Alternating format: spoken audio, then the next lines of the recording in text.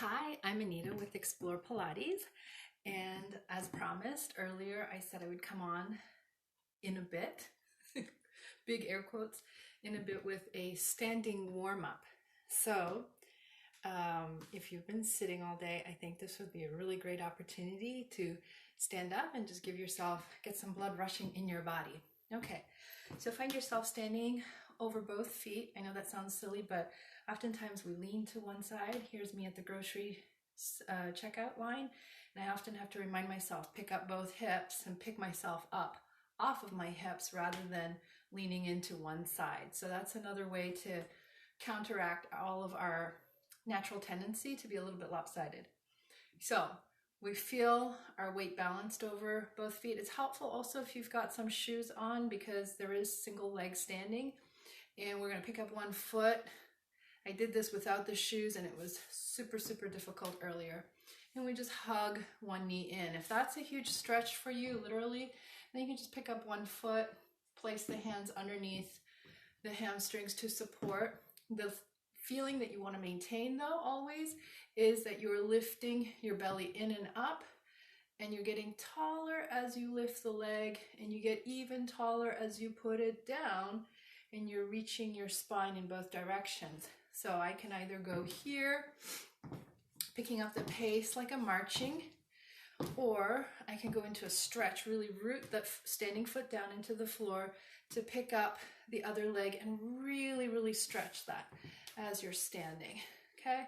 And try not to do what I just did, just like hoist up and get momentum going, but really pick up from your lower abdominals, hold it from your lower abdominals, reach into the floor, stretch up, lengthen through the spine.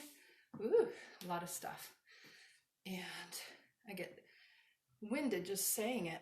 So imagine if you're doing it, you should feel it even more. Okay, and there. Okay, so that's that side. And then we can just turn that into a march. You can place hands, stack your palms at the base of your head, behind your neck, and just pick up one leg, kind of building on that theme of one leg up and root the other, your standing leg into the foot into the floor. That's what I was trying to say, yes. And keep on marching like that, okay? Pretty brisk, but you're also going for that stretch. And we're trying not to do this. No merengue hips. If you've got your hands up here, keep your elbows reaching wide. I'm self-correcting as I speak here. Trying to keep the shoulder blades sliding down the back of your rib cage. All right, and 3, 2, just to give it some order. Last one. Hands down. And then we're going to have hands shoulder width apart up to 90 and reach one leg forward. As you go, the guide is really going to be how straight and how tall can I keep my spine. If I'm crouching over to do this, then I'm lifting my foot too high, and perhaps my movement could be more like this. A little bit of a zombie walk. Okay, without going side to side. You're actually going to stay straight up and down. Okay? And kick and kick and kick and kick. Trying to keep length through the heel, the whole leg actually, and bring that into your belly. If you let the knee bend, you lose a little bit of that stretch through the back of the leg and also your abdominal engagement. Okay, so we bring the arms out. My hands are still in front of me, but I've just opened them up a little bit now I look like the letter V. And I'm going to pick up my knees up to my elbow and try not to do too much side bending, but rather thinking of lifting the spine up again, root the foot down into the floor and lift. And we do this, again, keeping the shoulder blades sliding down the back of the rib cage. And 3, and 2, last one. And we go into the straight leg version. So kick and kick and kick, pull the stomach in and up, get taller as you kick up, get taller as the leg comes down. And 3, and 2, last one, and bend your knees, bend the knees, and keep them about hip width apart, like the outside of your hips. So some people think this is hip width apart.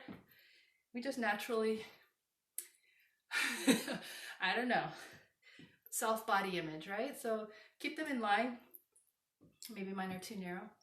Okay, and we're gonna just bend and bend. Keep keep the toes down as you come up, so your foot is flat on the floor. It's not rocking back and forth as you are bending the knees. All right, are you warmed up a bit? Just a little bit? Okay, I'm gonna let the arms swing forward and back and forward and back.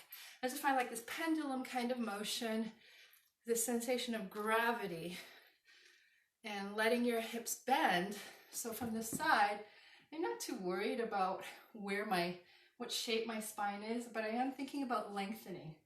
And so there is that sort of this play with gravity. Feel the dip and the lift, and the dip and the lift. And I'm just talking about the motion itself. I'm not talking about our spine, where spine is always lifting, belly's always pulling in and up. Okay, and then if that feels good, bring the arm all the way around and back, and all the way around and back, all the way around and back, and back, and up and back, and up and back, and quieting down that motion.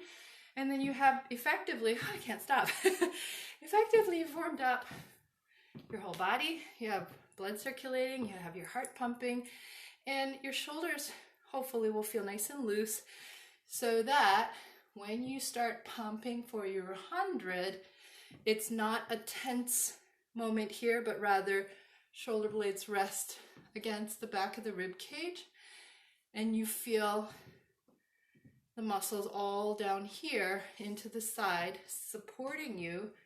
And that is what we mean by hands connect to your back right there when you pump. So what way you can, let me get the words out right.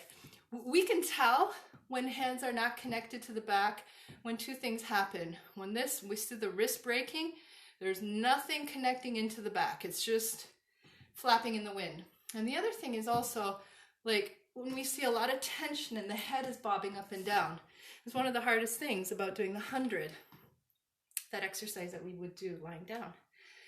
So that was our warm up for today. I hope you enjoyed it, and have a wonderful day. We're starting to have a little bit of spring-like weather, and there's no snow on the ground. And so we can actually enjoy being outdoors without being all bundled up. It's kind of nice. All right. Have a great day. Bye.